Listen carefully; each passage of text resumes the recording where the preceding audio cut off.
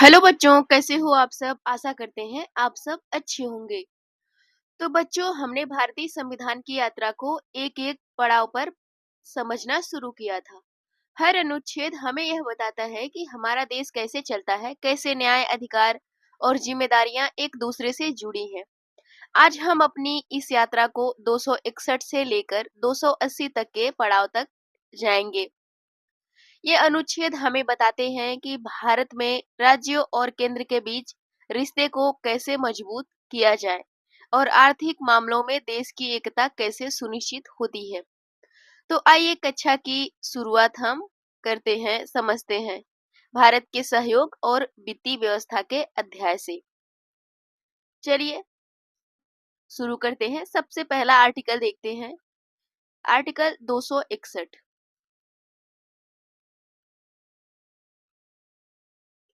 Article 261। तो article जो 261 है वह कहता है सबसे पहले कि अगर देखा जाए कि लोक कृत्यों की मान्यता, प्रत्येक राज्य में अन्य राज्यों के लोक कृत्यों, अभिलेखों और न्यायिक कार्यवाहियों की पूर्ण रूप से मान्यता दी जाएगी। पूर्ण रूप से मान्यता दी जाएगी। किसी भी राज्य का न्यायिक निर्णय, आदेश या दंडादेश संपूर्ण भारत में उसी प्रकार परिवर्तनीय होगा जैसे वह देने वाले राज्य में होता है। संसद इस विषय में विधि द्वारा उपबंध किसी कर सकती है कि किसी प्रकार के एक राज्य का न्यायादेश अन्य राज्य से अन्य राज्य में लागू कराया जा सकता है।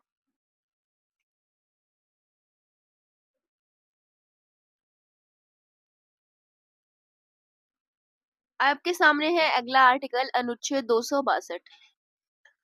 तो अनुच्छेद 262 कहता है कि अंतरराज्यीय जल विवाद।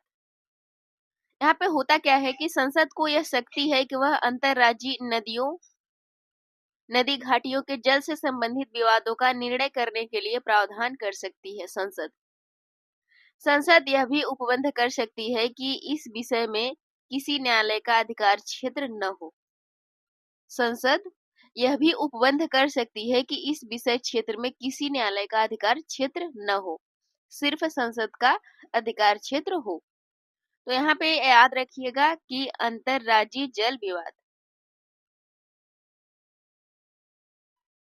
अंतरराज्यीय जल विवाद,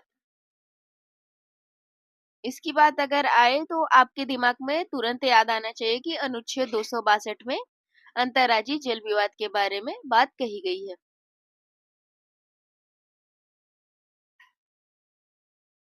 अब आपके सामने है अनुच्छेद 263।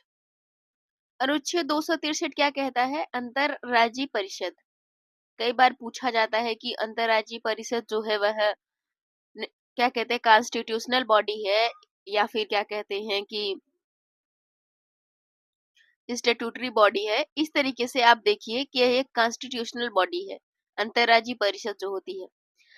अनुच्छेद 263 में अंतरराज्यीय परिषद की बात कही गई है। इसके अंतर्गत क्या कहा गया है कि राष्ट्रपति यदि उचित समझे कि सार्वजनिक हित में वे एक अंतरराज्यीय परिषद की स्थापना कर सकते हैं। यह अधिकार किसको दिया गया है? अंतरराज्यीय परिषद गठन करने का अधिकार राष्ट्रपति को दिया गया है। वह ऐसा कब करेंगे और उसका काम क्या होगा? राज्यों के बीच विवादों की जांच और सिफारिश करना। जो अंतरराज्यीय परिषद है उसका काम होगा कि राज्यों के बीच विवादों की जांच करे और सिफारिश करे, राज्यों में सामान्य हित के विषयों पर नीतियों का समन्वय करे और अन्य कोई भी कार्य जो राष्ट्रपति द्वारा सौंपा जाए वह अंतरराज्यीय परिषद द्वारा किया जाएगा।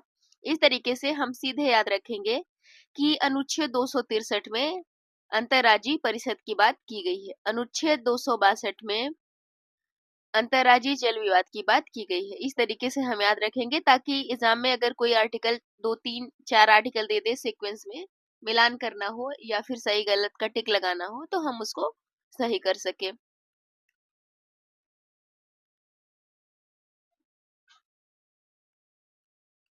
अनुच्छेद 264। अनुच्छेद 264 में परिभाषा दी गई है। क्या परिभाषा दी गई है?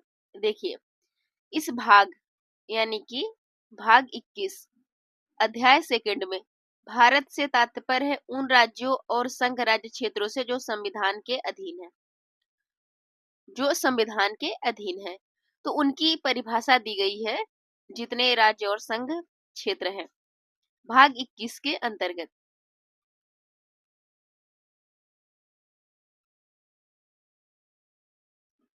अनुच्छेद देखते हैं 265। 265 क्या कहता है? अनुच्छेद 265 कराधान का आधार, टैक्सेशन। यहाँ पे कोई भी कर विधि द्वारा प्राधिकृत किए बिना आरोपित या संग्रहित नहीं की जा सकती है। इसका यह अर्थ है कि प्रत्येक कर संसद या राज्य विधानमंडल द्वारा पारित विधि पर आधारित होंगे, यानी अपने मन से किसी भी प्रकार का टैक्सेशन नहीं लगाया जा सकता है। यहाँ पे यही कहा गया है कि कोई भी कर विधि द्वारा प्राधिकृत किए बिना आरोपित या संग्रहित नहीं किया जाएगा, न तो आरोपित किया जाएगा न ही वसूला जाएगा। इसका अर्थ यह है कि प्रत्येक कर संसद या राज्य विधानमंडल द्वारा पारित, यानी जब तक नियम नहीं बनेंगे उस तरीके से कोई नियम बनाया जाएगा संसद और राज्य विधानमंडल द्वारा। उसके बाद क्या कहते हैं कि उसके बाद जो है कि प्राधिकृत किए जाएंगे और आरोपित किए जाएंगे और संग्रहित किए जाएंगे।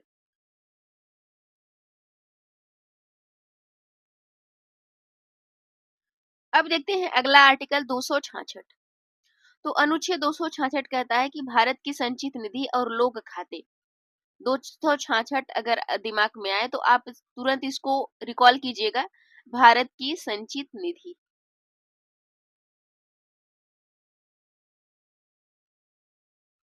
भारत की संचित निधि और यही में इसके साथ याद रखेंगे हम लोक खाते। तो यहाँ पे इसकी बात कही गई है, यानी भारत सरकार की सभी राजस्व प्राप्तियां, ऋण और ऋण की वसूली भारत की संचित निधि में जमा होगी। जैसा कि आप सब जानते हैं राज्यों के लिए भी ऐसी कोई संचित निधि होगी, राज्यों के लिए भी संचित निधि होती है। संचित निधि से धन केवल संसद या विधानमंडल द्वारा अनुमोदित विनियोग अधिनियम के तहत ही निकाला जा सकता है। लोक खाते में वे सभी धन जमा होंगे जो संचित निधि का हिस्सा नहीं है। लोक खाते में वे जमा होंगे जो संचित निधि का हिस्सा नहीं है। यहाँ पे कहा गया है कि संचित निधि से धन केवल संसद या राज्य विधानमंडल द्वारा अनुमोदित निधि से ही निकाला जा सकता है, यानी इसके अलावा कोई जो संचित निधि का धन नहीं निकाल सकता है। यह बात कही गई है। आप इस तरीके से याद रखिएगा कि 266 जो है भारत की संचित निधि से संबंधित है।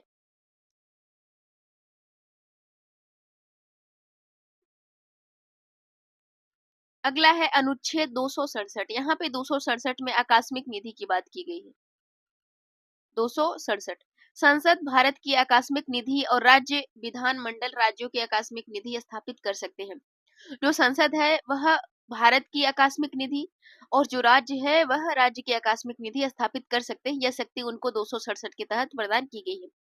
राष्ट्रपति राज्यपाल द्वारा इस निधि से तत्काल व्यय की पूर्ति कर सकते हैं, यानी अगर राष्ट्रपति और राज्यपाल चाहे तो इस निधि से तत्काल अगर पैसे की जरूरत है उसकी पूर्ति कर सकते हैं।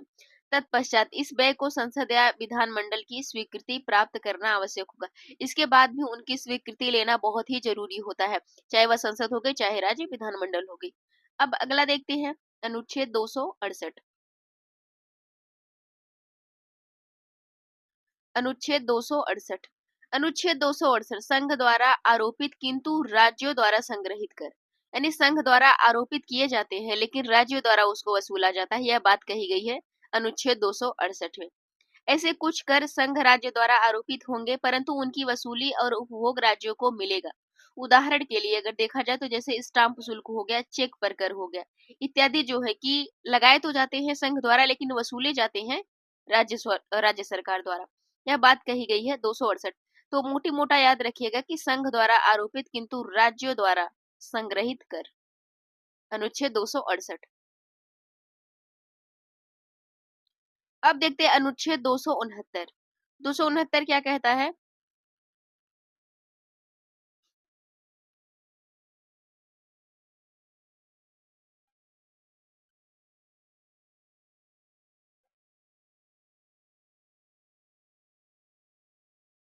आर्टिकल 269 कहता है कि संघ द्वारा आरोपित किंतु राज्यों के बीच वितरित कर। यहाँ पे है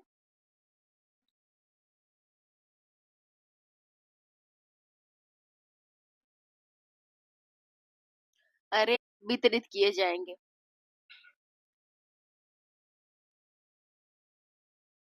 ऐसे कर जो संघ सरकार द्वारा आरोपित करती है, लेकिन उनकी वसूली और उपभोग राज्यों के बीच वितरित होते हैं। राज्यों के बीच वितरित होते हैं, जैसे अंतर्राष्ट्रीय व्यापार या वाणिज्य से उत्पन्न कर। संसद इस विषय में विधि बना सकती है, ऐसा अनुच्छेद 269 में कहा गया है।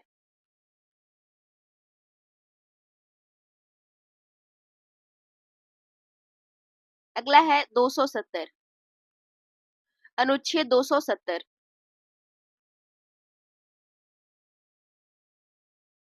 अनुच्छेद 270 करों का संघ और राज्यों में वितरण। करों का संघ और राज्यों में वितरण। यहाँ पे है कि वे कर जो संघ सरकार द्वारा आरोपित और संग्रहित किए जाते हैं, उन्हें संघ और राज्यों के बीच वितरित किया जाएगा। यह बात कही गई अनुच्छेद 270 में।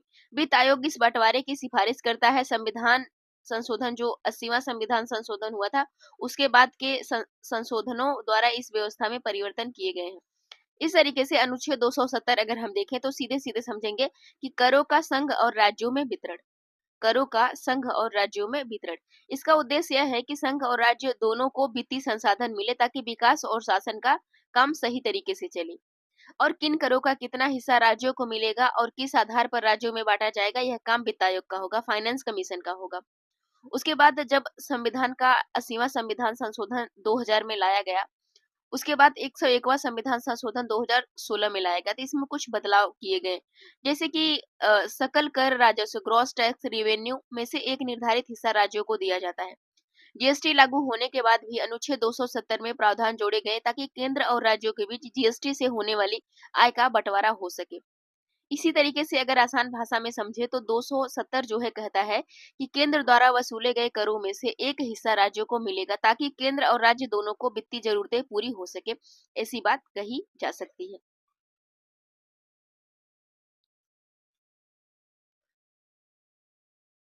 अब देखते हैं अनुच्छेद 271। अनुच्छेद 271 यहाँ पे देखिए अधिभार सरचार्ज। अधिभार सरचार्ज और उपकर। सरचार्ज और उपकर केंद्र सरकार संसद द्वारा अधिभार लगा सकती है, जो केंद्र के करों के अतिरिक्त होगा। यहाँ पे सरचार्ज की बात लगाने की बात कही गई है। यानी कि इस अनुच्छेद के अनुसार संसद को यह अधिकार है कि वह किसी भी कर, यानी जो अनुच्छेद 269 और 270 में उल्लिखित है, पर अधिभार लगा सकती है। यानी कि जो 269 पर आरोपित कर है और 270 है, इन सभी पर सरचार्ज लगा सकती है। यह अधिकार संसद को प्राप्त है। अधिभार विशेष उद्देश्य के लिए लगाया जाता है, जैसे राज्यों का अतिरिक्त अनुदान देना। अधिभार से प्राप्त धनराशि केवल संघ की संचित निधि में जाएगी। अगर कोई अधिभार सरचार्ज लगाया जाता है तो वह केवल संचित निधि में जमा होगी। इस संसद इस विषय में विधि द्वारा नियम बना सकती है। संसद को यह अधिकार है कि वह नियम बना सकती है। अगला देखते हैं अनुच्छेद 272। जैसा कि अनुच्छेद 272 को निरस्त कर दिया गया है, फिर भी क्या कहते हैं कि पहले यह आयकर के कुछ अंशों में राज्यों के वितरण करने के लिए संबंधित था। अब देखते हैं अनुच्छेद 273। अनुच्छेद अनुच्छेद 273। अनुच्छेद 273 जूट कपास और चाय पर शुल्क। यहाँ पे बात कही गई है जूट कपास और चाय पर शुल्क। जूट कपास और चाय पर शुल्क। राष्ट्रपति उन राज्यों को अनुदान दे सकते हैं जहां जूट कपास और चाय पर कर लगाया जाता है। अनुदान का उद्देश्य है उत्पादकों और श्रमिकों के कल्याण हेतु सहायता प्रदान करना। अनुदान केवल संसद द्वारा तय अवधि तक दिया जा सकता था। अनुदान केवल संसद द्वारा तय अवधि तक दिया जा सकता था।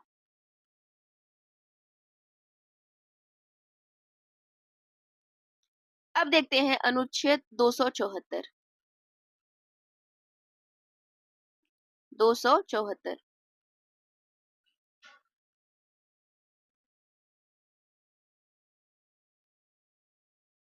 274। तो अनुच्छेद 274 कहता है कि राज्यों से संबंधित विधेयकों पर राष्ट्रपति की अनुशंसा। राज्यों से संबंधित विधेयकों पर राष्ट्रपति की अनुशंसा। कुछ विधेयक संसद में राष्ट्रपति की अनुशंसा के बिना प्रस्तुत नहीं किए जा सकते। कुछ विधेयक ऐसे होते हैं जो संसद में राष्ट्रपति की अनुशंसा के बिना प्रस्तुत नहीं किए जा सकते। उदाहरण के रूप अगर देखें, उदाहरण स्वरूप तो राज्य के कराधान या धन से संबंधित विधेयक, राज्य के कराधान या धन से संबंधित विधेयक। राष्ट्रपति इस अनुशंसा के लिए अपने विवेक का प्रयोग कर सकती है। राष्ट्रपति इस अनुशंसा के लिए अपने विवेक का प्रयोग कर सकते हैं।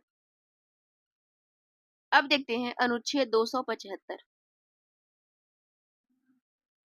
अनुच्छेद 275 राज्यों को अनुदान। अनुच्छेद 275 राज्यों को अनुदान। अगर इस अनुच्छेद की बात की जाए तो इस अनुच्छेद के अनुसार संसद यह प्रावधान कर सकती है कि समेकित निधि यानी कंसोलिडेटेड फंड ऑफ इंडिया से कुछ राज्यों को हर साल कुछ अनुदान दिया जाएगा। यानी उन राज्यों को वार्षिक अनुदान देने के लिए प्रावधान कर सकती है जिन्हें विशेष आवश्यकता हो, विशेष रूप से अनुसूचित जातियों, अनुसूचित जनजातियों के क्षेत्रों के प्रशासन हेतु। जैसा कि आप सब जानते हैं कि अनुसूचित जातियों क्षेत्रों का अलग प्रशासन होता है। यह किस अनुसूची में इसका प्रावधान किया गया है और किस आर्टिकल से संबंधित है, इसको आप हमें कमेंट बॉक्स में जरूर बताइएगा, ताकि आपको भी इसकी जानकारी मिले और कुछ बच्चे जो होते हैं उनको भी इसके माध्यम से, आपके माध्यम से उनको जानकारी मिल सके। वित्त आयोग इस अनुदानों की सिफारिश कर सकता है। यह हो गया 275। अब देखते हैं अनुच्छेद 276। देखते हैं अनुच्छेद 276 व्यवसाय कर। व्यवसाय कर राज्य सरकारें पेशों, व्यवसायों और उपजीविकाओं और नियोजन पर कर लगा सकती हैं। अधिकतम सीमा प्रति वर्ष 2500 रुपए निर्धारित की गई है। यह कर राज्य की आय का महत्वपूर्ण स्रोत है। यहाँ पे देखिए, अगर सीधे सीधे समझा जाए, व्यवसाय कर, इसको याद रखिएगा कि व्यवसाय कर से संबंधित है। इस अनुच्छेद के अनुसार राज्य सरकारें और स्थानीय निकाय जैसे कि नगर निगम हो गया, पंचायत हो गया, यह अधिकार है कि वे किसी कर पर उसके व्यवसाय, पेशा, व्यापार या रोजगार के आधार पर कर लगा सकती है, लेकिन इस कर की अधिकतम एक सीमा होती है। यह कर जो होता है, जैसा कि बताया गया है कि 2500 रुपए अधिकतम, इससे अधिक नहीं कोई मतलब ले सकता है। और उसपे क्या होगा कि पेशा व्यवसाय करने वाले लोगों पर अत्यधिक बोझ ना पड़े, फिर भी राज्यों के स्थानीय संस्थाओं को अपने राजस्व के लिए एक न्यायोचित साधन मिल सके। इस तरीके से यह व्यवस्था की गई है अनुच्छेद 276 में। अब देखते हैं अनुच्छेद 277। अनुच्छेद 277 कुछ करों की निरंतरता। कुछ करों की निरंतरता यानी पूर्वरत कर और शुल्क जारी रहना, सेविंग्स। संविधान लागू होने से पूर्व जो कर किसी राज्य या स्थानीय निकाय द्वारा लगाए जा रहे थे, वे तब तक जारी रहेंगे जब तक संसद द्वारा कोई नया उपबंध न किया जाए। कहने का मतलब है कि संविधान लागू होने से पहले कई राज्यों या प्रांतों में कुछ कर और शुल्क पहले से लगाए जाते थे। अनुच्छेद 277 कहता है कि संविधान लागू होने के बाद भी जब तक संसद अन्यथा प्रावधान न कर दे तो पुराने कर शुल्क अभी भी जारी रहेंगे। मतलब यह है कि संविधान लागू होते ही पुराने टैक्स अपने आप समाप्त नहीं हो जाएंगे, बल्कि तब तक चलते रहेंगे जब तक संसद या राज्य विधानमंडल कोई नया कानून बनाकर उन्हें हटा ना दे या फिर बदल ना दे, तब तक यह कार्य चलता रहेगा। इस तरीके से अनुच्छेद 277 कहता है पूर्ववत कर और शुल्क जारी रहना, यानी कुछ करों की निरंतरता चलते रहना जब तक कि कोई नया कानून लागू न किया जाए। अनुच्छेद 277। अनुच्छेद 278 जो है उसको निरस्त कर दिया गया था 7वें संविधान संशोधन 1956 द्वारा। पहले यह अनुच्छेद है, यह केंद्र और राज्यों के बीच समझौते से संबंधित था। अब देखते हैं 279 279 79 सकल कर राजस्व की गणना। अब देखते हैं अनुच्छेद 279 सकल कर राजस्व की गणना। Calculation of net processed of taxes. सकल कर राजस्व की गणना भारत के नियंत्रक महालेखा परीक्षक सीएजी भारत सरकार के सकल कर राजस्व की गणना करेंगे। इस अनुच्छेद में यह व्यवस्था है कि करों से प्राप्त शुद्ध आय जैसे नेट प्रोसेस्ड ऑफ टैक्सेस की गणना और प्रमाणन कौन करेगा। यहाँ पे कहा गया है कि भारत के जो नियंत्रक महालेखा परीक्षक है यानी comptroller and auditor general of India CAG यह प्रमाणित करेंगे कि किसी कर से कितनी शुद्ध आय हुई है। इस प्रमाणन को अंतिम और निर्णायक माना जाता है। इसमें संघ और राज्य दोनों से प्राप्त राजस्व शामिल होते हैं। यह वित्त आयोग को सिफारिश करने में मदद करता है। तो यहाँ पे देखा जाएगा कि कर वसूलने में जो भी खर्च हुआ है उसे घटाकर जो वास्तविक रकम बची है वही शुद्ध आय मानी जाती है। यहाँ पे शुद्ध आय की ही गणना की बात कही गई है। केंद्र और राज्यों के बीच करों के बंटवारे में पारदर्शिता और निष्पक्षता बनी रहे, इसलिए यह जो है कि अनुच्छेद 279 कहता है। यह सीधे सीधे कहता है कि देश में जितने भी कर वसूले जाएंगे उनकी सही सही गिनती और हिसाब किताब का अंतिम प्रमाण जो है सीएजी करेगा, उसी पर भरोसा किया जा सकता है। यह बात कही गई है, सीधे सीधे हम इसको याद रखेंगे, भूलेंगे नहीं। 279 में सीएजी जो है कि जितने भी कर वसूले जाएंगे उनकी सही सही गणना करेगा। अब देखते हैं अनुच्छेद 280। आज के लेक्चर का यह हमारा लास्ट अनुच्छेद है, लास्ट आर्टिकल है। इसको हम अच्छे से समझेंगे, इसको हम अच्छे से समझेंगे क्योंकि 280 जो है वह वित्त आयोग से संबंधित है, वित्त आयोग से संबंधित है। अब यहाँ पे हम एक अच्छे से इंट्रो सुनते हैं। पहले सबसे पहले वित्त आयोग यानी वित्त आयोग जो है, राष्ट्रपति को यह अधिकार है कि वह संविधान लागू होने के 2 साल के भीतर उसके बाद हर 5 वर्ष में एक वित्त आयोग की स्थापना करेगा। यह है कि वित्त आयोग की स्थापना करेगा हर 5 वर्ष में। अगर हम वित्त आयोग देखें, वित्त आयोग का काम क्या है कि करों के बंटवारों की सिफारिश करना और राज्यों को अनुदान पर सलाह देना, अन्य कोई विषय जो राष्ट्रपति सौंपे उस पर काम करना। यह अनुच्छेद राज्यों और संघ के बीच वित्तीय संतुलन को बनाए रखने में महत्वपूर्ण है। इसके कई सारे कार्य हैं, जैसे कि वित्तीय असमानताओं को दूर करना, राष्ट्रपति द्वारा सौंपे गए सलाह देना, इस तरीके से हो गए। अगर हम कुछ एक्स्ट्रा जानकारी अगर जानना चाहें तो जो इसकी संरचना है वित्त आयोग की, उसमें क्या होता है कि एक अध्यक्ष होता है आपका, एक अध्यक्ष होता है, उसके बाद 5 जो है अन्य सदस्य होते हैं, सॉरी 4 जो है कि अन्य सदस्य होते हैं और सदस्यों की नियुक्ति जो है वह राष्ट्रपति करता है। उनकी योग्यता, कार्यकाल और सेवा शर्तें संसद द्वारा बनाए गए कानून से निर्धारित होते हैं और वित्त आयोग की सिफारिशें सलाहकारी जो होती है, एडवाइजरी होती है, परंपरागत नहीं होती है। केंद्र सरकार इन्हें काफी हद तक मान लेती है। इस तरीके से जो है कि हम देख सकते हैं अनुच्छेद 280। अनुच्छेद 280 आपका बहुत ही इंपॉर्टेंट है क्योंकि बार बार जो है किसी न किसी तरीके से आपके एग्जाम में पूछा ही जाता है। तो इस तरीके से बच्चों आज की क्लास यहीं समाप्त होती है। तो आज हमने देखा कि संविधान सिर्फ कानूनों का संग्रह नहीं बल्कि यह राज्यों और केंद्र को जोड़ने वाली एक मजबूत डोर है। अनुच्छेद 261 से 280 हमें यह दिखाते हैं कि न्याय, आपसी सहयोग और वित्तीय संतुलन की एक संघीय व्यवस्था की असली ताकत होती है। अगली कक्षा में हम इस यात्रा को और आगे बढ़ाएंगे ताकि संविधान के हर पहलू को गहराई से समझ सके। याद रखिए, संविधान को पढ़ना सिर्फ परीक्षा की तैयारी नहीं है बल्कि भारत को समझने और जीने का एक तरीका है। अगर आपको हमारा सेशन पसंद आता है तो हमारे चैनल को सब्सक्राइब कर दीजिए, अपने दोस्तों को शेयर कर दीजिए। कमेंट बॉक्स में जरूर बताइए कि हमें आपका सेशन सेशन मतलब हमें कमेंट बॉक्स में जरूर बताइए कि हमारा सेशन आपको कैसा लगता है। और साथ में यह भी बताइए कि अगर हम पॉलिटी पढ़ा रहे हैं उसके साथ और कौन से सब्जेक्ट, कौन से टॉपिक लेकर आए ताकि आपको सुविधा हो सके। तो मिलते हैं अगले पार्ट में। Thank you so much. अपना ध्यान रखें।